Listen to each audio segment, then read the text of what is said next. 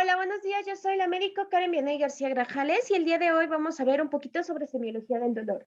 En este punto vamos a ver las bases fisiológicas del dolor y cómo es que podemos identificar el órgano del que está surgiendo el dolor a través de la semiología. Sin embargo, recuerden que esta es una clase muy breve y la complementaremos con la clase en vivo. Para iniciar, entonces, necesitamos recordar que embriológicamente tienen dos tipos de dolor, el visceral y el parietal. ¿Esto por qué? Cuando nosotros nos estamos formando como embrioncitos, tenemos que el intestino surge de esbozos, o sea, de este saquito, el cual va a tener un divertículo, o sea, una rama, y de esa rama va a salir otra rama. De esta forma se van ramificando los órganos desde un primer esbozo, lo cual ocasiona que cuando yo necesito o cuando está inervado por un nervio, obviamente, este nervio va a ir surgiendo de mi primer esbozo. Aquí está mi nervio. ¿Qué ocurre cuando se ramifica? Pues este nervio también se va a sacar sus ramitas. Y si se volvió a ramificar, pues ese nervio saca otra rama. De forma que si a mí me duele un órgano que está acá adelante, por ejemplo, si me duele el estómago está siendo irritado, está siendo atacado, tiene un estímulo que me genere dolor, también me va a generar dolor lo de los órganos que están atrás. A lo mejor y acá atrás está intestino. Entonces, si me duele el estómago, va a seguir el camino del nervio y también me va a doler el otro órgano que está inervado por ese nervio o por esa rama del nervio. Es por eso que el dolor no está bien localizado. El dolor visceral va a surgir de la línea media del cuerpo y desde la línea media del cuerpo se va a irradiar o se va a ir avanzando, recorriendo desde ese punto hasta el órgano. El receptor está en el peritoneo visceral y las vías son simpáticas, de forma que llega hasta un ganglio nervioso simpático para integrar esta información. Sus características es que va a tener un dolor sordo, va a ser difuso. Al momento de que yo le digo a un paciente, señálame con un solo dedo dónde te duele, no puede señalarlo específicamente. Usa la mano abierta, amplia o señala un gran área. Eso es característico del dolor visceral, además de que va a ser persistente. Ejemplo de esto, la apendicitis, que inicia su dolor en epigastro y después se recorre a la fosa derecha. Entonces, ese es el dolor visceral. Surge, se irradia por el camino del nervio de cómo se va ramificando. Por otro lado, el dolor parietal surge de estas estructuras que se llaman somitas. Y si ustedes recuerdan, cuando se forma el disco trilaminar, embriológicamente hablando, también se forma el tubo neural, la notocorda y los somitas. El dolor parietal también se llama somático porque surge de las somitas. Las somitas tienen tres divisiones, una para piel, una para músculo y otra para serosas y algunas estructuras de sostén como las articulaciones o el hueso. Entonces, ¿qué ocurre? Pues cuando nosotros nos estamos formando, la porción del músculo forma músculo con su respectivo nervio. De forma que si a mí me duele un músculo, pues solo me va a doler el músculo, no me va a afectar ni hueso ni piel. Si a mí me duele piel, el nervio que es para piel es solo para piel. Si a mí me duele hueso, o bueno, específicamente lo que cubre el hueso, que es el periósteo, surge de esa parte de un solo nervio y por ende no me va a dar un dolor referido. Es un dolor bien localizado porque su nervio está en esa sola posición. No me voy a confundir. De forma que cuando el paciente lo señala y yo le pido, señáleme con un solo dedo dónde le duele, sí es capaz de señalarme el área específica porque es un nervio bien localizado. El dolor parietal entonces se daría en piel, en músculo, en articulaciones, en hueso y en serosas. Si ustedes no recuerdan cuáles son las serosas, pueden ayudarse con la mnemotecnia de las tres P's, que es pleura, pericardio y peritoneo. Las vías del dolor parietal son aferentes somáticas. La estación o donde se integra la información es en un ganglio dorsal y las características es que es un dolor bien localizado, de instauración rápida. El dolor visceral, acuérdense, va progresando en lo que alcanza ese caminito del nervio, de forma que, ¿qué pasó con el paciente de apendicitis? Ay, es que me dolía un poquito en la mañana, pero como era poquito, creí que se me iba a pasar y por eso vengo ahorita a las 2 de la mañana que me revise porque ya no lo aguanto. ¿Por qué? Porque fue progresivo.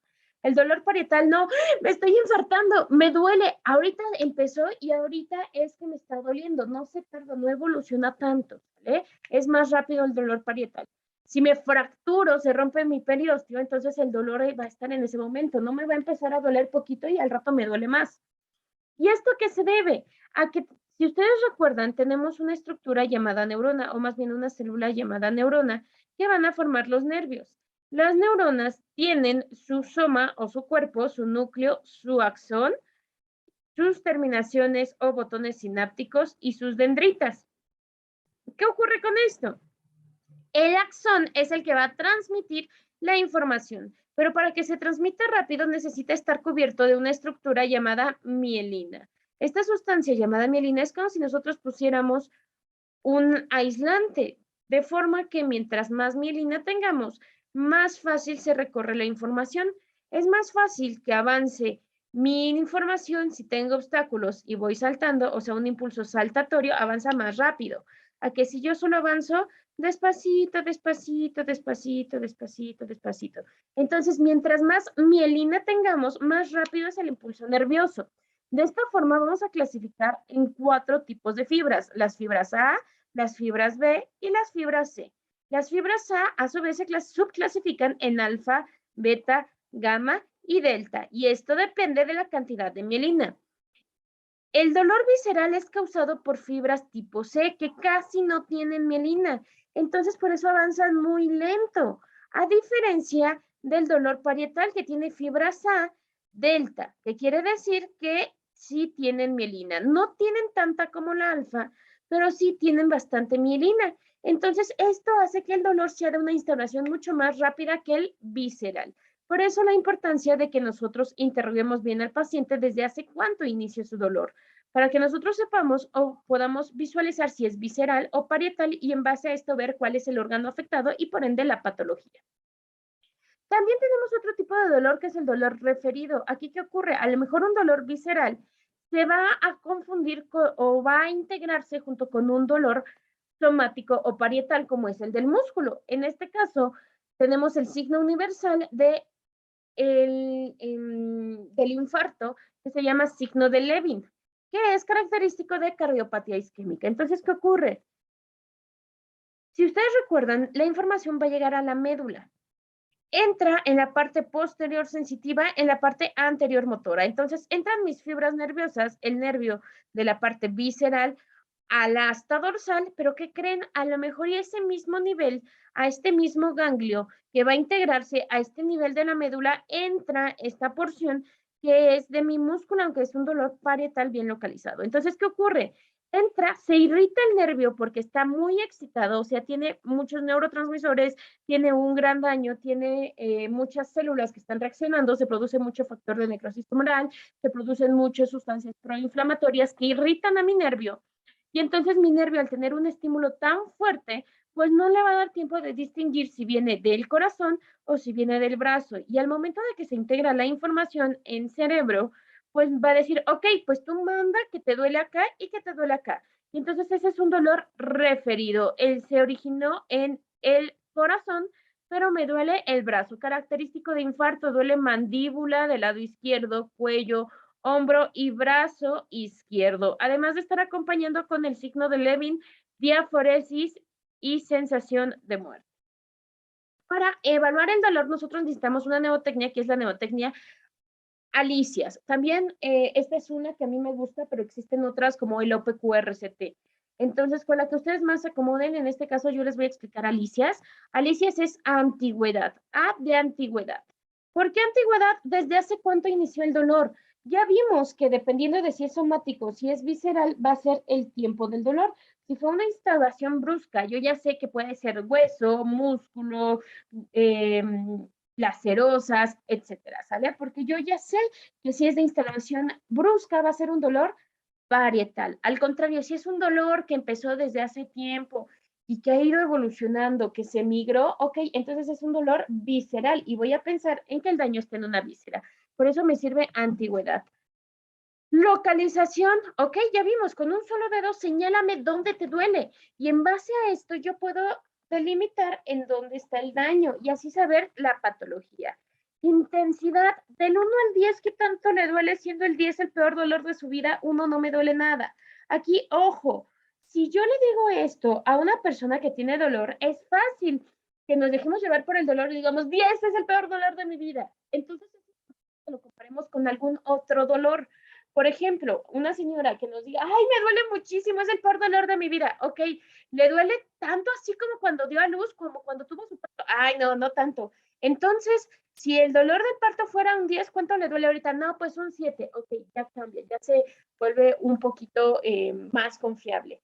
Por ejemplo, en los niños, ¿te duele mucho? Sí, del 1 al 10, ¿cuánto te duele? 10 el peor dolor de tu vida. 10, me duele mucho. Un 11, tanto así como para que ella ahorita te inyecte, te interne, te ponga una agujita aquí para que te pongamos medicamento. Entonces, cuando decimos esto, dicen, ok, a ver, a lo mejor no me duele tanto porque le tengo miedo a esta inyección, porque le tengo miedo a la aguja. Y entonces, ¿qué ocurre? Pues nos cambian el número a un valor un poco menor. Si realmente les duele, te va a decir sí, sí, sí, porque ya me duele demasiado, ¿sale? Aquí, ojo, algunos usan la escala visual análoga de EVA. Ojo, el que yo le diga del 1 al 10 qué tanto te duele no es la escala de EVA, porque EVA quiere decir escala visual análoga. ¿Qué sí sería una escala visual análoga? Si yo le pongo caritas que digan este no me duele, este medio me duele, este me duele, eso sí es visual, es una escala que ya, no son que yo le pueda dibujar aquí las caritas como lo estoy haciendo, es una escala que ya está registrada, ya se vio que esta carita vale tantos puntos. Eso es visual análogo, es una analogía visual, ¿vale? En lugar de números uso caritas, que puedo usar a lo mejor con los niños, que puedo usar con personas analfabetas que no sepan los números. El carácter, ahorita más adelante lo vamos a ver, que el carácter son los tipos de dolor que hay, a lo mejor sordo, opresivo, lacerante, transflictivo, etcétera. Y radiación, el dolor se queda en un solo lugar o se va hacia otro lado, como mencionábamos, infarto, me duele el percordio, pero se va a mandíbula, cuello y brazo izquierdo. Dolor pancreático, ok, se origina epigástrico, acuérdense, línea media porque es víscera, y luego se va en hemicinturón derecho, o sea, forma un cinturón. Atenuantes y agravantes sería la siguiente. Ok, mejora si yo, mejora a lo mejor si te quedas quieto, empeora cuando respiras profundo. Es que no quiero respirar rápido porque si respiro profundo me duele más. Estos son comentarios que nos hacen los pacientes que nos ayudan a saber si es atenuante o si tiene algún agravante y nos ayuda, por ejemplo, para diferenciar dentro de 3 tipos de dolor. Localicémonos ahorita como ejemplo en el tórax. El dolor de tipo cardíaco, del dolor tipo pleural o respiratorio, del dolor no cardíaco ni respiratorio en tórax. Eso lo podemos saber gracias a atenuantes y agravantes. En un momentito más adelante se los explico. Y aparte, síntomas acompañantes. Nosotros tenemos los síntomas cardinales los signos y síntomas cardinales, que sería, por ejemplo, náusea, vómito, cefalea. Entonces es importante que, ok, te duele la cabeza. Bueno, te hago tu alicias, te averiguo tu dolor, pero también voy a averiguar si dentro de eso tienes algún otro síntoma acompañante, como a lo mejor náusea, vómito, escalofrío, debilidad, etcétera. Entonces, para saber los tipos de dolor o el carácter del dolor, tenemos todos estos. Ejemplo, el dolor tipo cólico. El dolor tipo cólico se caracteriza porque inicia bajo. ¿Qué quiere decir esto? Pues me duele poquito, me duele poquito, me duele poquito, empieza a aumentar, me está doliendo mucho, me duele, me duele, me duele, me duele, me duele, me duele. ¡Ah! Llega el máximo ese dolor, hace una mesetita y dentro de esa meseta empieza a bajar, ya no me duele tanto, ya está pasando, ya pasa, pasa, llega otra vez al mínimo, ya no me duele y otra vez me duele, me duele, me duele, me duele y llega a su máximo, ¿sale? Ese es un dolor tipo cólico. Ejemplo de dónde tenemos dolor tipo cólico en los cólicos de la menstruación, que sería el cólico uterino, el cólico renal, el cólico biliar, el cólico intestinal, ¿sale? Todos estos pues son un dolor tipo cólico.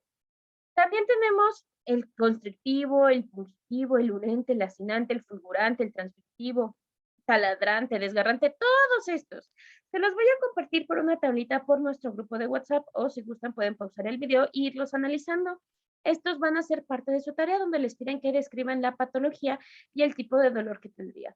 Por ejemplo, en el dolor de la pancreatitis aguda es un dolor transfrictivo, o sea, transfrictiante. Este dolor se siente que atraviesa de un lado a otro y tiene la característica de que va en hemicinturón derecho. O sea, me duele esta porción del abdomen y esta otra. Ese dolor es característico de pancreatitis, dolor transfectivo en mi cinturón derecho. De forma que si yo hago mialicias, antigüedad, ¿desde hace cuánto le duele? Pues me empezó a doler poquito, acuérdense, es un dolor visceral. Me empezó a doler un poco y empieza a aumentar, aumentar, aumentar, aumentar, aumentar. Localización en mi cinturón derecho, abdomen. Intensidad, pues va a ir aumentando el dolor fulgurante generalmente. Va a empezar con una instauración de un 5, llega hasta un 9, un 10, ¿sale? El carácter ya dijimos que es transflictivo o fulgurante y la irradiación pues es desde la línea media a en mi cinturón derecho. Atenuantes, el paciente se va a poner en una posición antiálgica, o sea, se va a doblar, se va a hacer bolita hacia el lado del dolor para disminuirlo. Agravantes, el movimiento, el ingerir grasas, el ingerir alcohol, al comer, pues nos va a dar un mayor dolor. Síntomas acompañantes se va a acompañar de deshidratación severa, de náusea y en ocasiones vómito, cefalea. Ahora, en cuanto al dolor torácico, vamos a ver que se clasifica en 3, por esto la importancia del tiempo también, y de ver si hay atenuantes o agravantes. Dolor cardíaco isquémico, dolor cardíaco pulmonar o también llamado no isquémico y dolor no cardiopulmonar. Por ejemplo, dolor cardíaco isquémico tenemos la angina estable, la angina inestable y el infarto agudo al miocardio. Estas se van a caracterizar o se van a diferenciar por el tiempo. Angina estable, angina inestable e infarto agudo al miocardio. ¿Cuál es la diferencia? Una está cuando inició su dolor, por eso atenuantes o agravantes. ¿Qué estaba haciendo usted cuando inició su dolor dentro de mi antigüedad? No es lo mismo de, es que me puse a correr una cuadra, ahí me empezó a doler. Ah, yo estaba sentado viendo televisión y me empezó a doler. Esa es la diferencia entre una angina estable, una angina inestable y un infarto agudo al miocardio. En la angina inestable y el infarto agudo al miocardio, vamos a ver que se instaura al reposo.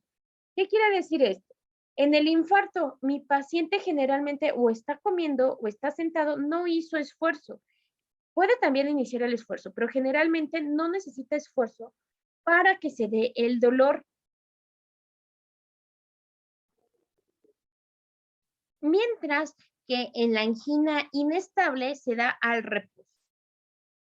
Tiene una duración menor a 20 minutos. Ejemplo, pues el paciente estaba viendo televisión y empieza. Una angina estable es al esfuerzo. Ok, me puse a tender ropa, me puse a correr, bajé escaleras, cargué unas cajas y me empezó a doler. Este dolor es menor a 20 minutos. Perdón, aquí me confundí. Inestable es mayor a 20 minutos de duración. Inestable mayor a 20 minutos de duración. Mayor, ¿sale? ¿Y esto qué me va a ayudar? A que yo sepa qué tanto daño hay al corazón, qué tanta urgencia es. Acuérdense, estable es menor a 20 minutos y se da al esfuerzo. Inestable es al reposo y dura más de 20 minutos.